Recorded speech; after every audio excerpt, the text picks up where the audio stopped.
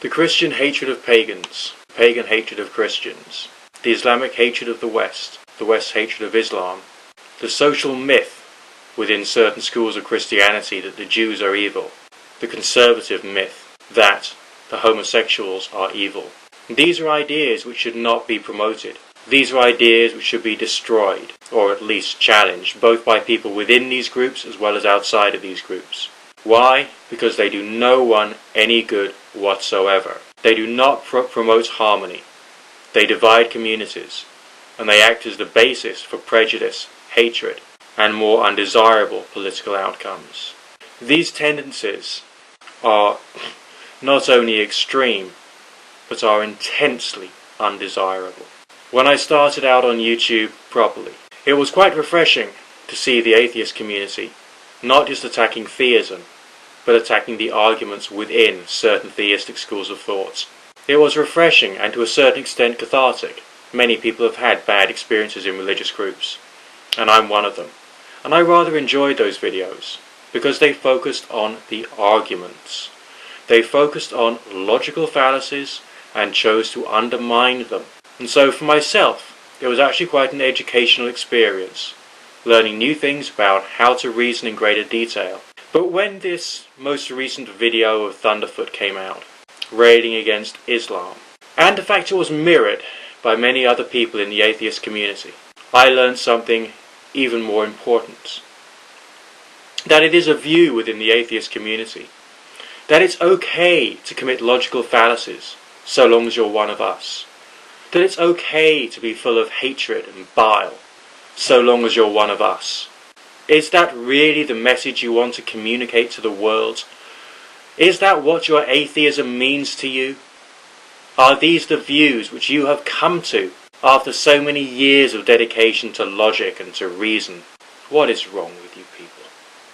It's not just a question of you're hypocritical. Every human being goes through phases of hypocrisy, myself included. But when it's hypocrisy of such an important principle as logic and reason, and when it's a hypocrisy about prejudice and promoting prejudice, this is abhorrent. You're not doing yourselves any favours. Everyone who has mirrored that video from Thunderfoot, you're all just as guilty. Because if you've seen the Why Do People Laugh at Creationist series and similar videos, you will know what a logical fallacy is. You will be able to spot it at the click of your fingers, and you will be able to attack it. Find the ideas which are appropriate to support and support them, and find the ideas which are worthy of condemnation and to condemn them. But have you done this? No. Because it's perfectly okay to commit logical fallacies if you're one of us, one of the atheist club. If this does not sicken you to the core of your being, then there really is something very disturbing about you. Now I know you've got your own fears and you want to promote atheism. Fine, go on, promote atheism.